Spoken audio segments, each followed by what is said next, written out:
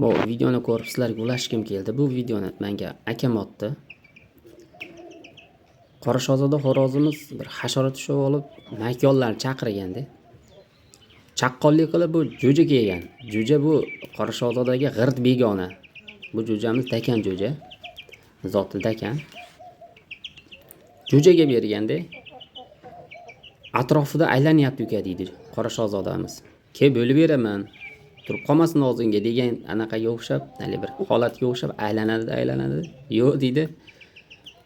Jo'ja bermasdan katta bo'lsa ham xo'rozimiz xavotir olganga o'xshab tomoga turib qolmasin deb aylanaveradi, ke bo'lib beraman deganga o'xshab harakat. Dvijeniyadan haraktaridan. Yo'q, jo'ja yeb tashladi deydi.